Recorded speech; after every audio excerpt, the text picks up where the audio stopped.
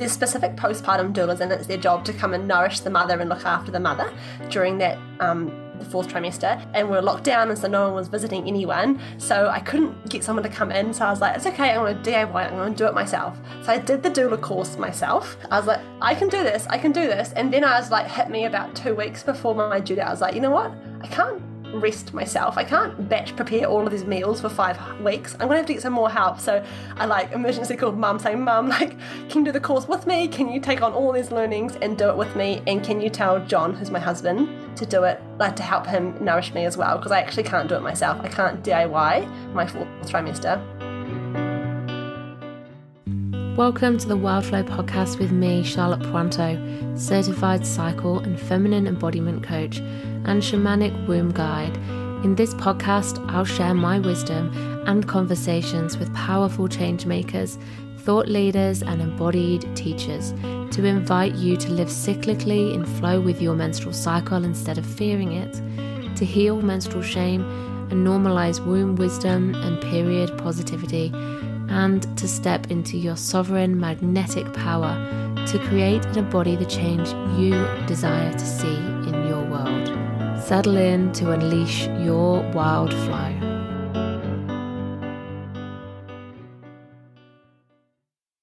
I absolutely loved this conversation with my friend Monique. Monique Dickson is the Cyclical Mum, a new mama of 4 little ones, and also a previous private client of mine who I held space for during her pregnancy last year. I'm absolutely thrilled to be catching up with her and reuniting.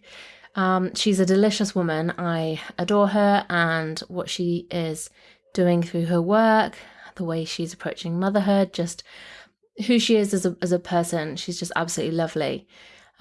Catching up with her on the other side of the birth of her babe gives us a chance to reflect and share on our different experiences of the inner seasons of pregnancy and the postpartum period, and how we can apply cycle awareness to the experience of pregnancy and postpartum, and how it significantly supported both of us in our own ways.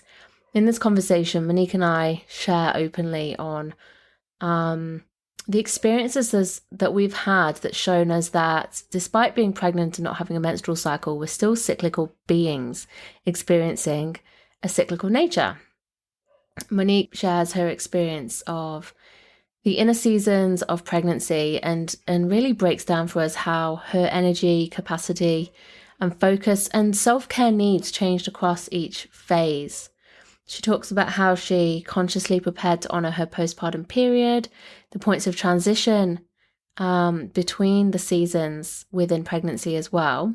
And we really draw parallels between the pregnancy cycle and the menstrual cycle. And I get to share a bit of my experience as well. So Monique is mum to 4, a beginner and schooler, a farmer's wife and menstrual cycle coach. She lives in rural New Zealand. Her youngest baby is now 4 months old. And so her last menstrual cycle was over a year ago, but she continues to live cyclically. She shares how mothers can live cyclically no matter which cycle is being observed, and loves talking about menstrual cycles, moon cycles, and pregnancy cycles. She's spreading the message that you don't need a menstrual cycle to live cyclically. So I hope that you enjoy this episode, whether you're pregnant, postpartum, have been in the past, are planning to be in the future, or you're the support and loving person for somebody who is. Sit back and enjoy this beautiful episode on the inner seasons of pregnancy and the 4th trimester, the postpartum period. Hi Monique, welcome to Wildflow. How are you today? Oh, thank you, Charlotte. I'm good. I'm super excited to be here and a little bit nervous. And that is so welcome. Thank you for sharing that with us and just being real.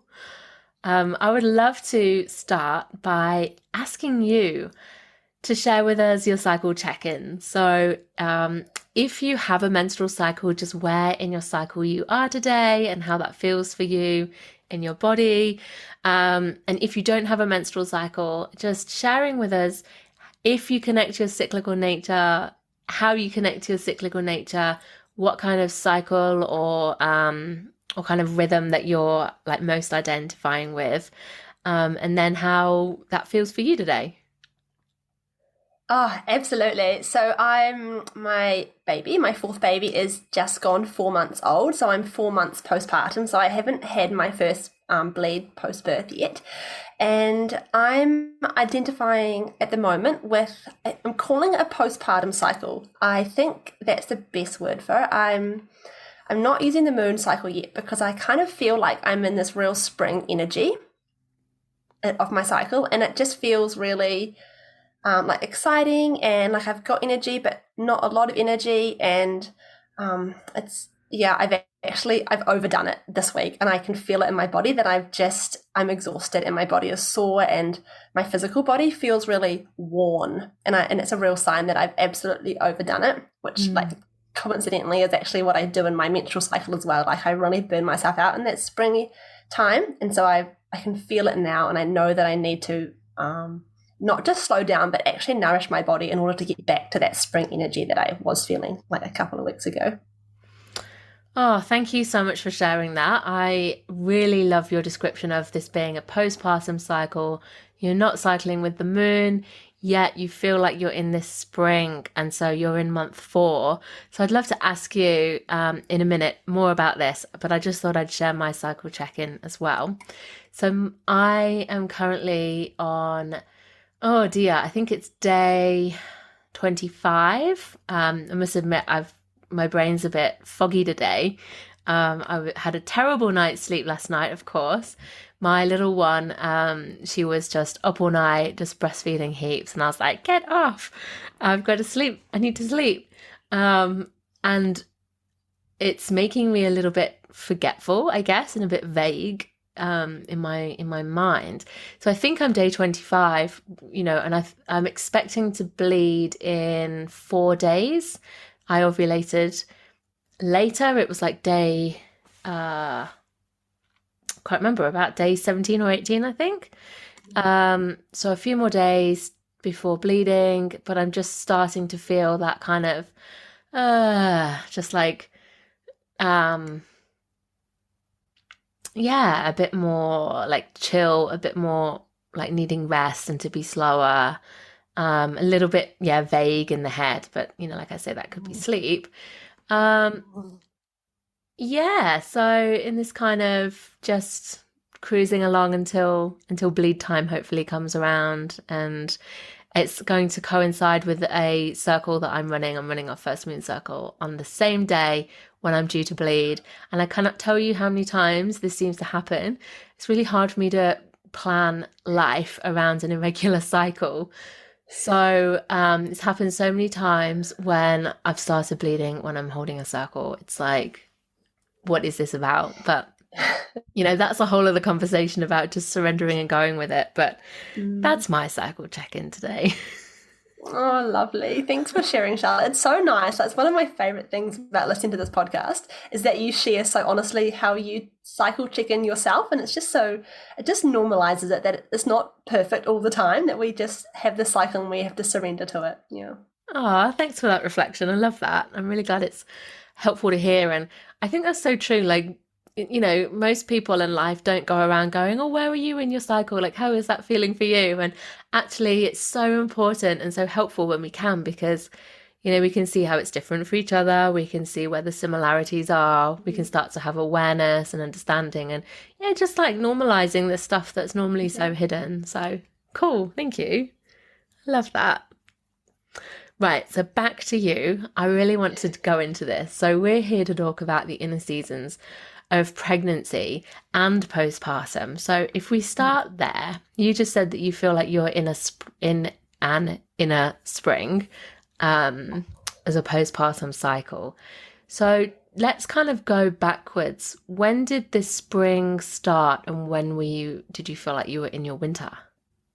Oh, this is probably my favorite topic, this postpartum cycle. So this was my fourth birth, and it was the first time that I've truly experienced a fourth trimester. And that fourth trimester lasted for me about, I managed 5.5 weeks of like complete, total, utter deep rest. And I kind of treated it like a winter. It was a winter, but I treated it like a big bleed. You know how we talk about absolutely surrendering and like planning for this big bleed? Well, that's how I planned for my fourth trimester.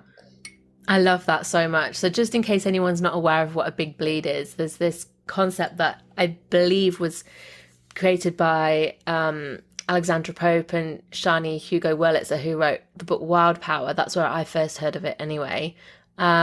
Where you kind of set yourself up for like the most ideal restful period that you possibly can achieve in the circumstances of your life. And it's like where you do detach and you do retreat and you do like tend to yourself in that bleed space and give yourself like this like proper immersive period where everything else kind of stops. So you're saying that you set yourself up for that postpartum period to be just like that, which I think is so amazing that you got 5.5 weeks. You said 5.5? Yeah, that's right. 5.5 weeks. Like that is so good. I never had that ever after having any of my children. I feel really like just the power of how incredible that would be. And I'm so glad you managed that. That's something you really wanted, isn't it? It so was, yeah. And it was with all this COVID and we were locked down up here, so I actually couldn't get a doula to come because there's specific postpartum doulas and it's their job to come and nourish the mother and look after the mother during that the fourth trimester. And I couldn't get one. We live 45 k's from town and we were locked down and so no one was visiting anyone. So I couldn't get someone to come in. So I was like, it's okay, I'm going to DIY, I'm going to do it myself. So I did the doula course myself. Oh, and cool. I was like, I can do this.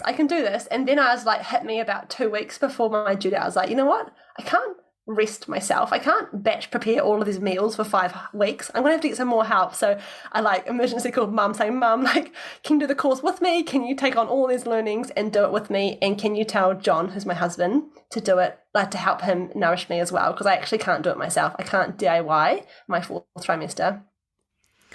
Oh my God, like mic drop. That's so powerful. That is so powerful.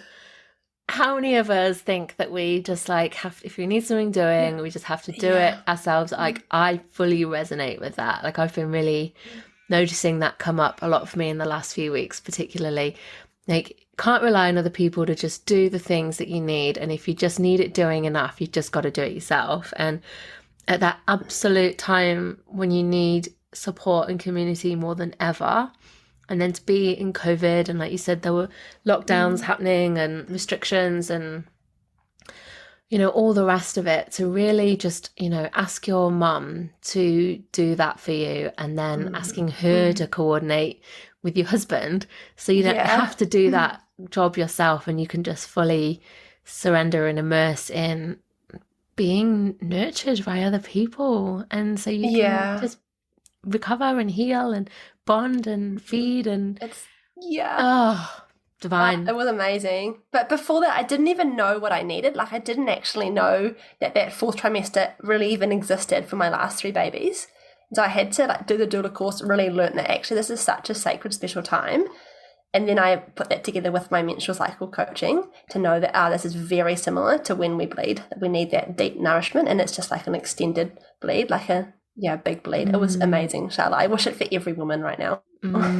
Absolutely. Oh, like part of me is like wishing I could go back and give that to myself afterwards because I had my first baby. I was on mat leave for a whole year, so I could have done, but it wasn't even remotely in my awareness that was a thing. And my husband had, I think he had like a week or 2 weeks off work and was still trying to do little bits of work around us, and then went back and I was like on my own. And I don't have family here. Like I have in-laws, but it's not the same. And, I got a couple of friends, but I was very much the first one in my group to have children. And, all of that kind of stuff just meant that the messaging was just, you have your baby and you get on with it, right? Yeah. And then the second baby, we actually, we completed our house purchase and then she was born about 6 hours later. And then we actually moved and relocated regions when she was 14 days old. It was the most stressful thing I think I've ever done in my whole life.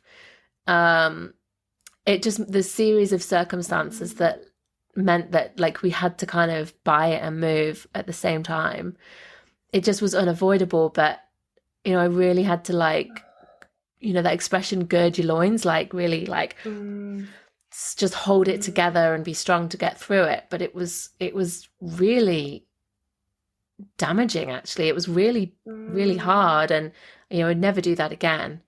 So there was absolutely no support, and my husband was commuting back to Sydney and staying overnight, and I was here with children and trying to unpack a house and all the rest. So yeah, and then even third time, like I was learning more about fourth trimester and inner seasons and cycle awareness and all the rest. But we went back to England when my third baby was 2 months old, and then we were there for about 6 weeks, and that was intense in itself. So yeah, I'm noticing a bit of a theme here. Yeah. About like kind of yeah, like that programming of just, it doesn't change your life. Like, of course it changes your life, but I think it's more like not being allowed to receive the help and to say like, no, this is really important. Like I need to take this, and what's more is you need, like partners and family, you need to like help, like make this happen as well. Like this isn't just on me, this is on all of us. Like that was just missing from my life. I think if I ever had children again, which I'm not planning to, like it would be completely different. I would be like fully prepared with a postpartum doula, and like just really like I am not moving from my bed for all this time. So what did it look like? Can I ask you, what did it look like in your fourth trimester? Like what was that nourishment like? Oh, Charlotte, it was so beautiful. I got tears in my eyes just thinking about it. So I birthed my baby in my bedroom, and I don't think I left my bedroom for 2 days. We're lucky that we have an ensuite, so I had the toilet and the shower right there. But my mum, she fed me warm, nourishing like soups and sweet, like rice puddings and really easily digestible food for my body to heal. And my baby slept beside me. I was warm. My mum massaged me. I had socks on all the time, even though it was the middle of summer. To keep my body really warm, I needed to have socks on, and like mum belly binded me, so I kept all my insides nice and warm and firm, and like I felt really supported. And the kids came in and the kids came out, but I wasn't responsible for them. Wow. I can't imagine. Amazing. Yeah, it was so beautiful, Charlotte. Like it was spectacular. Oh, that's so special. And the preparation work that you did through your pregnancy to get to that place, it was significant, right? To get to that place of feeling like knowing the importance of that, like you say, bringing in your cycle awareness, like really comparing it to a big bleed, and just fully standing in your power around that, around taking what you need. I see the power of that and the beauty of that, and the way that you're now in your spring, and you said you've got energy, and not so much energy, but it's coming back. And do you think that if you hadn't taken that deep rest, you wouldn't be in your spring now, or it would be different? Oh, absolutely. I credit being in my spring now because I had that really deep inner winter rest in my fourth trimester. I haven't ever felt this energetic after any of my other babies. And I credit it fully to having that big bleed, that fourth trimester, that deep inner winter rest for the first 6 weeks of my daughter's outside world experience. And so, yeah, I kind of got to my 5.5 weeks, and I felt like I was ready to come out of it. Like I was so ready to go for a walk on the farm with the kids. I was so ready. Beautiful. Thank you so much for sharing how you've experienced your postpartum period. I've really valued hearing about that, and I hope it's useful for anyone who's listening, who's pregnant or planning to be soon, and you can start to think about preparing for your fourth trimester, your postpartum period, to really nourish yourself.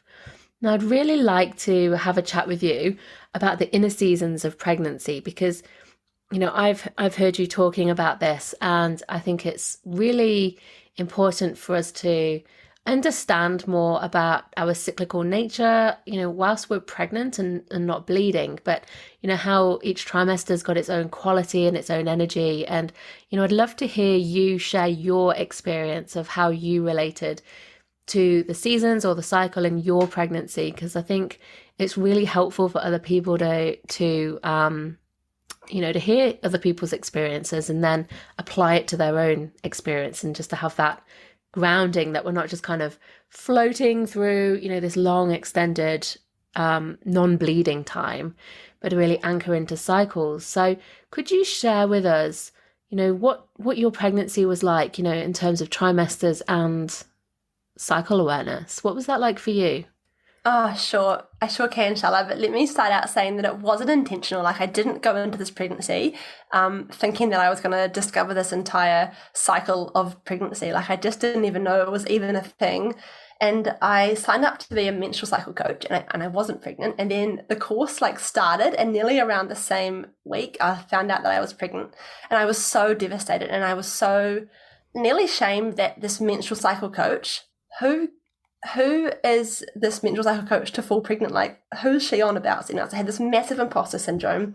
And then I had a lovely conversation with Claire, and she said, you can delay it if you want, or you can just sit with it and see what comes up for this training. And what I discovered was incredibly mind-blowing. I realized that we had our own cycle being pregnant. And so it kind of starts at the start, where you find out that you're pregnant on week 4 or week 5 because you don't have a period. And so you're expecting to be in a winter then anyway. So I kind of went into my winter, and then I didn't emerge from my winter my entire first trimester. Like, I was just so dog tired. I just didn't want anyone to touch me. I wanted to sleep the entire time.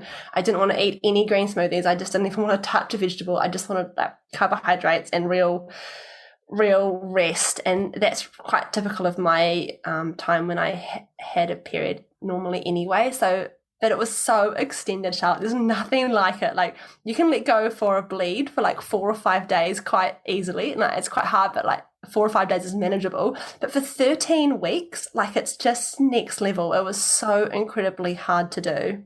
Mm-hmm. Yeah, I really hear you on that. It's a long time, isn't it? And then some people can be, not kind of come out of that for even longer. And yeah, what a challenge, especially in a culture that doesn't value that kind of, inwards winter energy. Yeah. Yeah. So how did you support yourself at that time? Did you have an awareness of, was it at that point that you thought, I am in a winter, so I'll do the kind of things I would do in a winter? Or what was that like for you?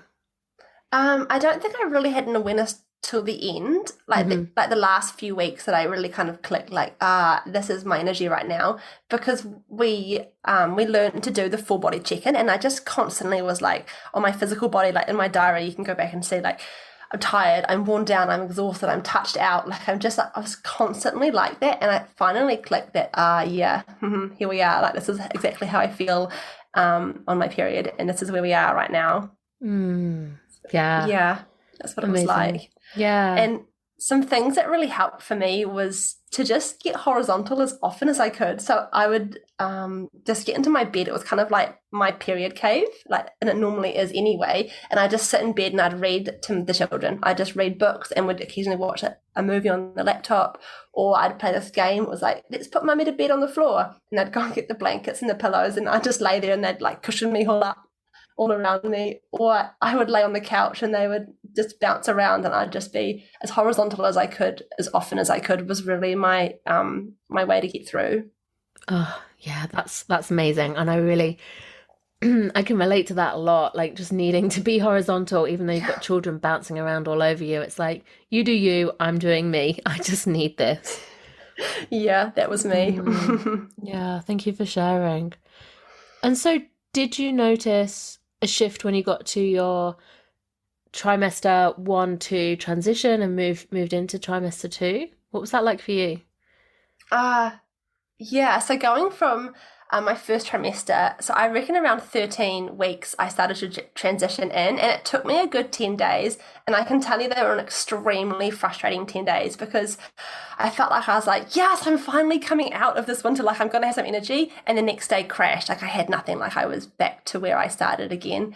And then the next day I was be still exhausted. And I go, oh, I'm never, ever going to get out of this winter. I'm going to be like this forever. And then a couple of days later, like, oh, yes, I've got some energy. And then I would like get a bit excited and take the kids out on an outing. And then I would be like crushed. And then I had no energy. And it was just like this swaying. It was confusing for me. It was confusing for the kids. It was confusing for my poor husband to see his wife like bounce up and then fall back down and then bounce back up again and then fall back down. And then eventually I think about 10 days and I came out of it and I was like, oh no, I'm here. Like I'm staying here. I got this energy and it's not going now. Oh, wow. Love that you've really highlighted that as a transitional phase. And it's not just like a clean, like a switch and then bang, I'm like different. And, you know, the frustration of like, am I there? Am I not? The backwards and forwards. I can see that. I can really imagine that. And you know, it's so like when you're finishing your period, isn't it? And for me, it is. It's like I'm back, or more like my husband wanting me to be back so I can resume normal parenting duties and, you know, all the life duties. Because I really like ask him to hold that space for me during my winter time. And sometimes I don't get my energy straight back and I'm like, oh, it's like a real challenge, a real struggle. And it's that interesting dynamic of how we fit into everyone else around us and how they're perceiving us and how they're willing to like be where you're at and hold you as well. And then hearing that your energy just came back. And so what was your this spring and trimester? How long did that last and what was it like for you? Yeah, so that was an interesting one. So I wasn't really sure how it was going to line up with the trimesters of pregnancy. Like I thought maybe I'll be in spring for the whole of my second trimester, but actually what ended up happening is that I transitioned into summer about halfway through. So just the first half of my second trimester felt like an inner spring, and then that transition to summer was still was about 10 days, but it wasn't quite so hard or quite so exhausting because I would have a lot more energy and then I would drop back down to having like a little bit of energy, but I'm still here. And then eventually I kind of like broke through and I was like, here I am, like I'm gonna crush this. I can do all of the things all of the time. Yeah. So that's interesting. You had a short spring relative to winter. Yeah. Do you normally have a short spring, or is that just how it felt for you in pregnancy? Does that line with your menstrual cycle or not? Yeah, that's interesting. I don't think so. I think my spring is still about a week long in my menstrual cycle, but it has been a long time since I've had a normal regular bleed. Yeah. Just curious. Yeah. So your summer came second half of trimester 2. Yeah, that's right. And it was beautiful. Like that, you know, that stage in pregnancy we were like really glowing. And that was what I felt like. I felt like I could I was beautiful and I could multitask and I could play with the kids and I could manage the household and the business. Like it was fantastic. Like it was a really real highlight of my pregnancy that summer. Beautiful. And yeah, I bet that was so nice to feel like you could hold everything that was going on at that time. Yeah. And did you have heightened like creativity at that time too? Oh, did I what? Like I was just on fire, Charlotte. Yeah. I could run my business, I could have a business with my husband, and I could run the house and the children and still like have energy at nighttime. It was amazing. I was able to I was creative, but I was ready to put the creative ideas that I had actually into practice. Whereas for so long, I'd kind of been sitting on all of these ideas and all of these like great thoughts and writings, but it wasn't until my summer that I actually could action them. Yeah. It's real doing energy. Yeah. Wow, that sounds like a real superpower. And like a really nice, comfortable, like juicy time to be. So tell me, how did that descent out of that energy feel for you? I do, yeah. Yeah. Yeah. So So because I had 3 children, and I think my eldest was just turned 5 at this stage, and I also was rearing all of the calves on our farm because we have a dairy farm over here in New Zealand, or we share milk on a dairy farm. So my summer was, and you can hear, it was so busy. I was doing the calves, the children, being a wife. I had my own business, and I was still running the farming business with my husband. So it was so full on that I think what actually happened is it cut my summer a bit short. Interesting. Yeah. And that wasn't like, that's hindsight that I can now see that. But around week 27, I started transitioning into my autumn. It might have even been a little bit before that because the transition was so long and so hard.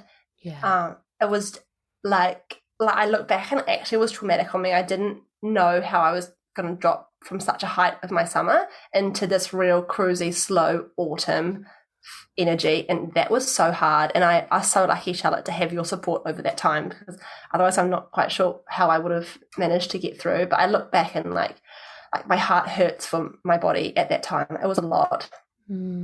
Oh, sweetheart, I remember it really, really well.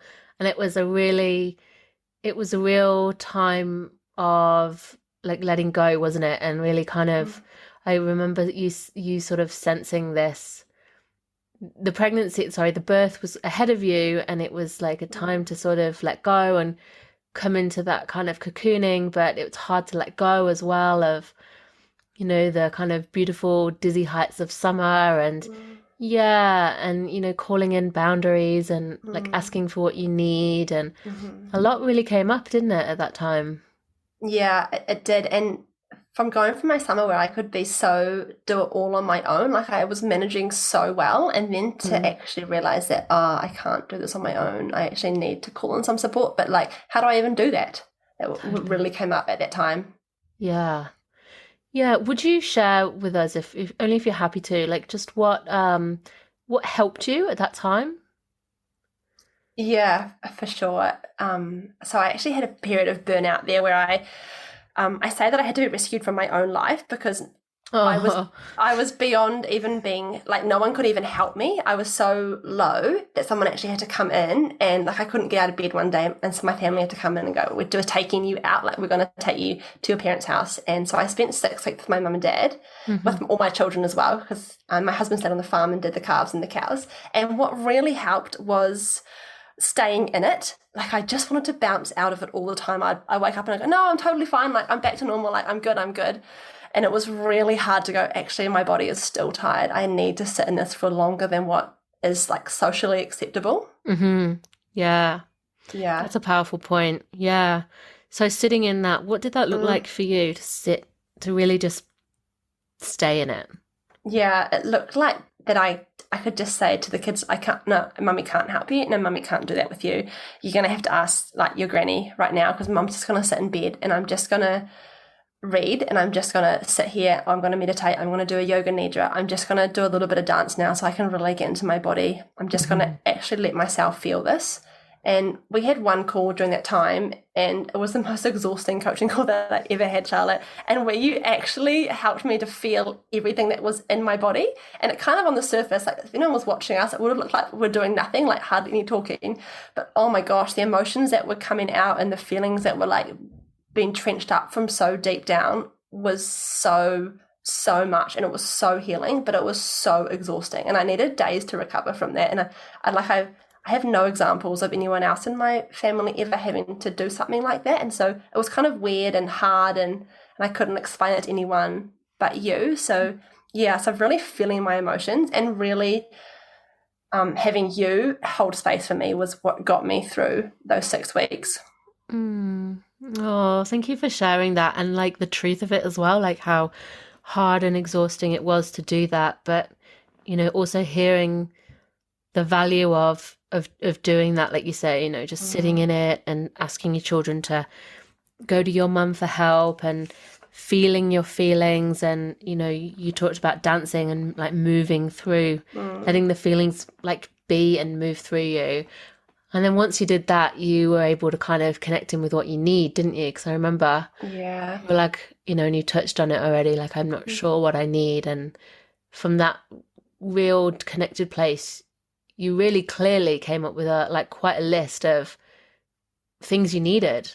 and you were Yeah. able to call it in. And, you know, perhaps that's been part of the process with the fourth trimester too. But I just, really, thank you for sharing that with us, and like how challenging that autumn third trimester phase was for you. Yeah.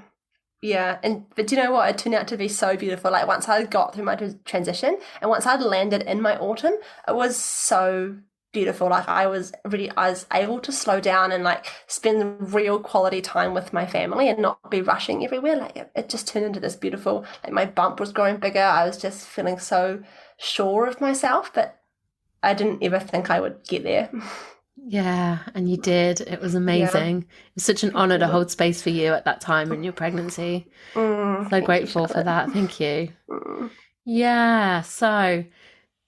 So do you think that you know, this approach to kind of relating to the seasons in your pregnancy is like a blueprint that others can work with as well? Or do you think it's different for everybody? Or do you feel like, you know, that's, you know, if somebody's pregnant and they're kind of like working out how to relate to their own cyclical nature and pregnancy? Like, I'm just curious because, you know, I've seen it written differently as well. And, you know, Yeah. I've seen it written, you know, explained a few ways, but I feel like the way you've just described that as like the second trimester, like being split into spring and summer, like that makes a lot of sense to me. Yeah, yeah. I'd love to know, is it how you experienced your third pregnancy? Well, it's a really good question. Because the first two pregnancies, I had no awareness of this whatsoever. And come the third one, I was just starting to learn about it. And so I remember hearing something about, you know, like a winter, spring. And then I was like, so does that make the third trimester summer? Because it isn't. It feels like an autumn. And, you know, I was like, is the fourth trimester autumn? And like, you know, like where one trimester was one season. And I couldn't work out where, like, I was like, so which one's which? Like, is the first trimester spring and then summer and then autumn?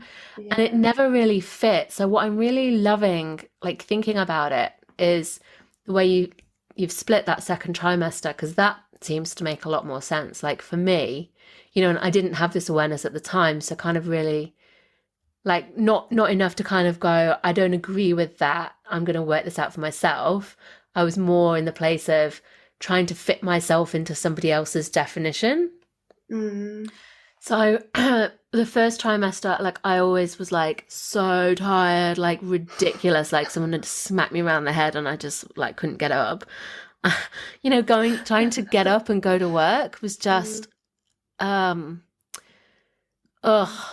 know, and with children. And then I would be nauseous all the time and I couldn't go anywhere near the bin or the dishwasher or walk past down the meat aisle at the, you know, the shop or past the butcher's. And I remember just being like so like, nauseous and queasy and exhausted. And it was interesting because I think, you know, the first time I was pregnant, I'd got this, you know, very cultural message that pregnancy is this like beautiful time where you just glow like the whole time and it's amazing and people will open doors for you and you're so special. And I was like, why do I feel so rough? And my husband and my sister were there and I remember sharing it with them and they were like really kind of thing. And I felt like I had to keep like reiterating how bad I felt to make sure they really understood, because I was like, I feel so exhausted. It just wasn't funny. But then it kind of shifted and I did have this real rise in my second trimester and you know, every time, and I felt like, you know, the nausea went away and the vomiting, and I had this energy rise and I felt just more like myself again.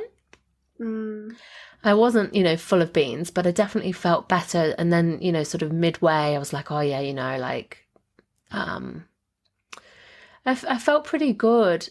And I remember getting like, I'm quite impatient. And so I remember being about halfway for my first two pregnancies, feeling quite impatient, like, oh my God, we're only halfway and I've still got a halfway to go. Yeah. Like, wow.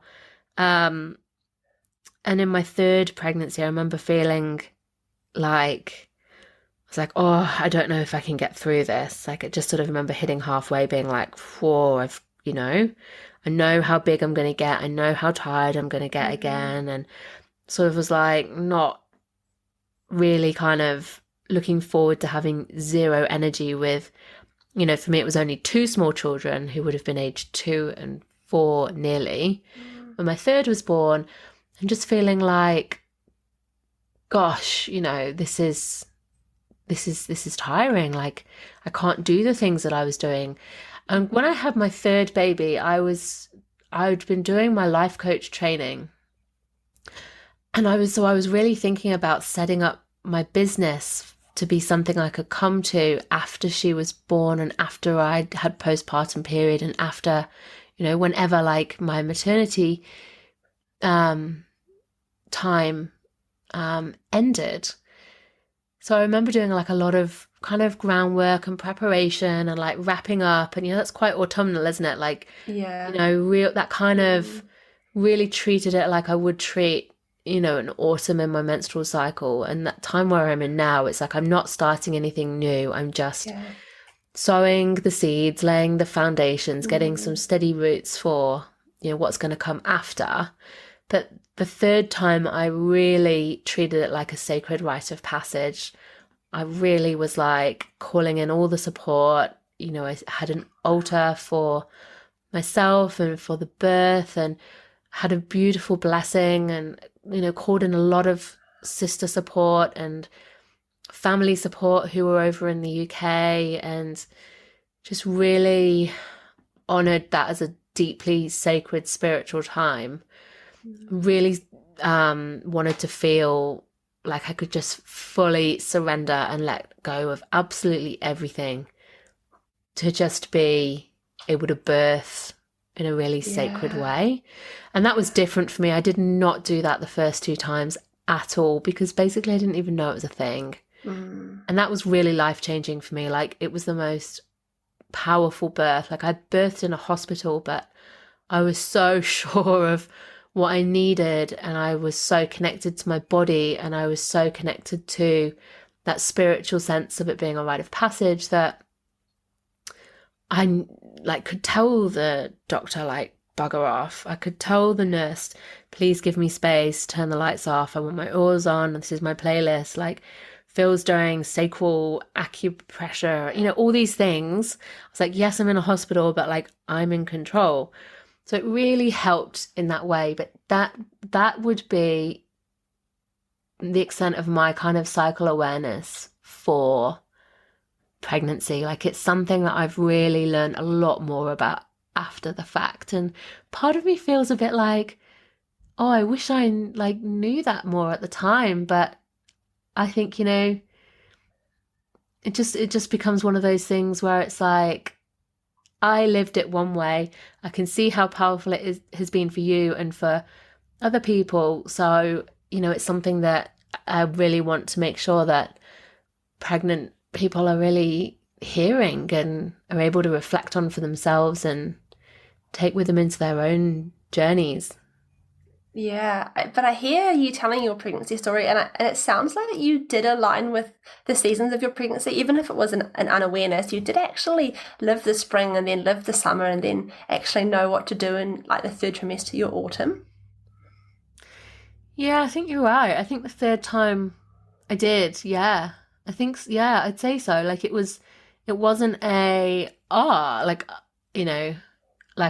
know I'm going into this energy.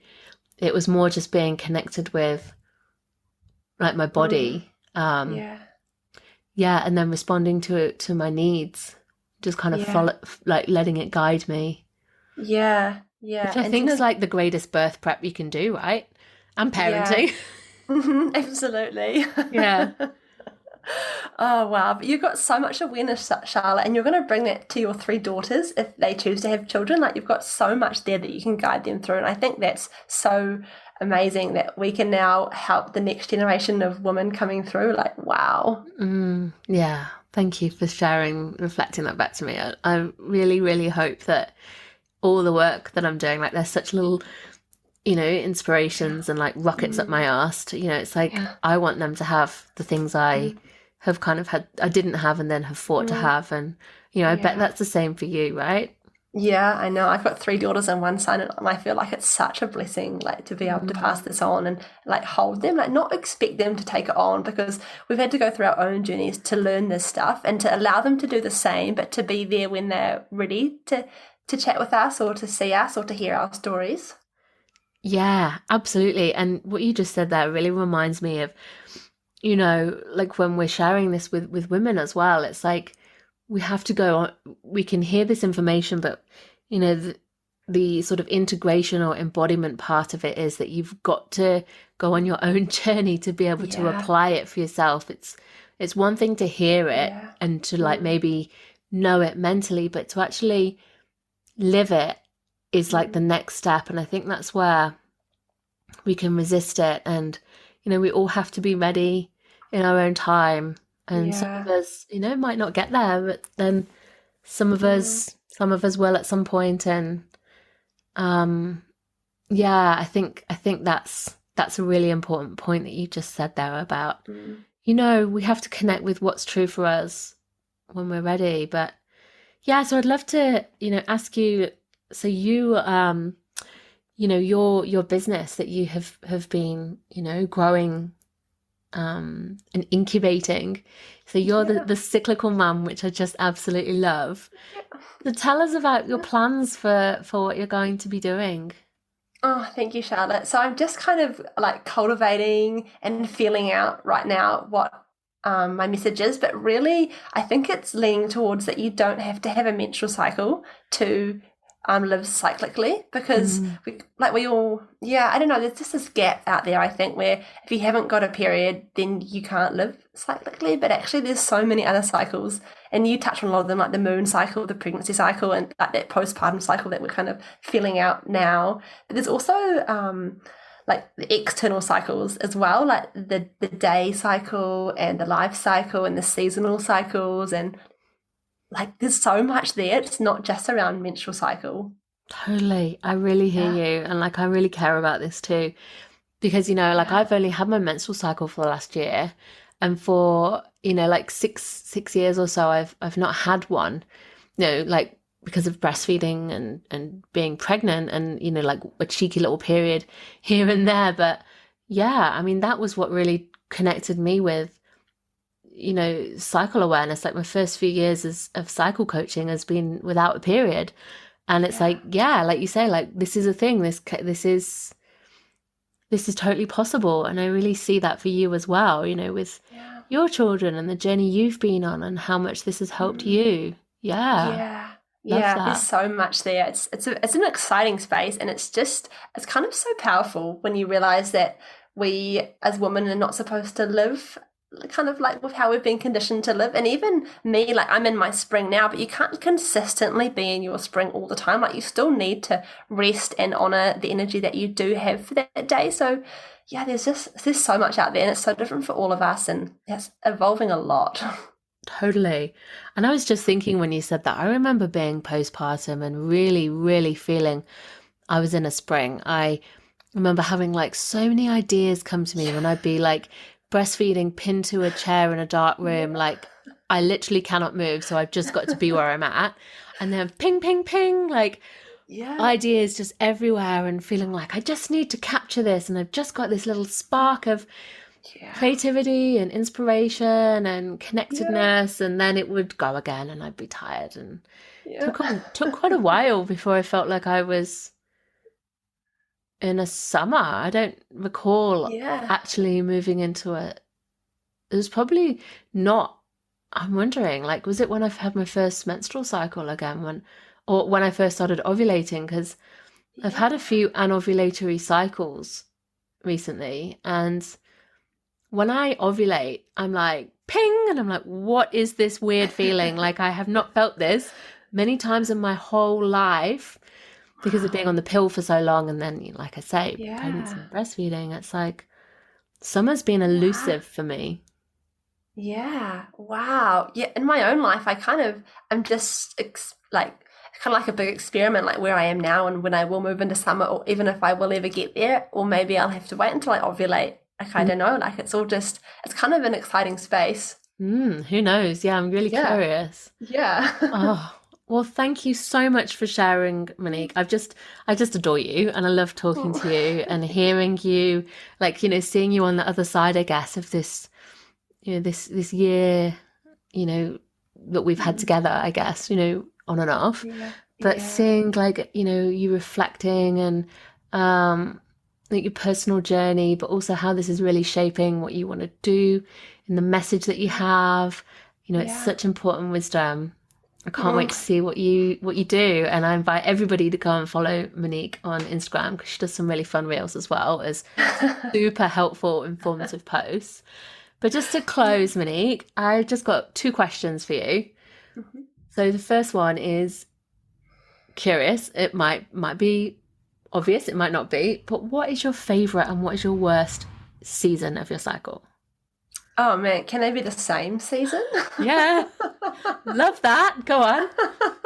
That's definitely autumn. Like, I find autumn really hard, but I also find it so beautifully, like, when I can surrender to it, God, it's just delicious, and I have so much connection there, and it's a lot of pleasure there actually too with my children and slowing down and being with them. But it can be really hard. Like, if I've probably had a more stressful cycle, then I find my autumn to be extremely horrendous, for lack of a better word. Thank you. I just adore what you shared there. The fact that it's the same season and it depends how the rest of your cycle has gone and the challenge of it, but also the gift of it. Like, that's gorgeous. That slowness, like, really inviting you into presence and connection and fun and pleasure with your children. Lovely.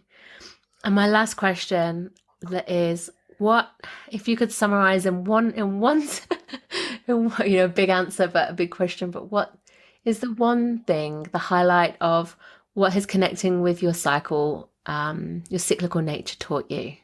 For me, it's definitely that I don't have to be on all the time. Mm-hmm. Like, I don't have to be Superwoman all the time, but I can be sometimes, but I don't have to be her all the time, and I'm not broken because of it. Oh, yes. Sing it, sister. Amazing. Thank you so much. Thank you so much for having me on here, Charlotte. It's not nearly as nerve-wracking as I thought it was going to be, so thank you. Thank you. Thank you so much for listening in. If you're loving this podcast and you'd love to help me spread the wisdom shared, please leave a review or rating, or share this with somebody who you think would love to listen in. I'm really passionate about creating ripples of change and getting this information to more women, girls, and people with a cycle so that they can reclaim their cyclic natures too. And if you'd love to dive in deeper with learning more about how to connect with your cycle and rites of passages, come and join our free Wild Flow Circle community, or choose a course and learn with me on my online learning hub. All the links are in the show notes. And until next time, be well and go with the flow of your cyclic nature.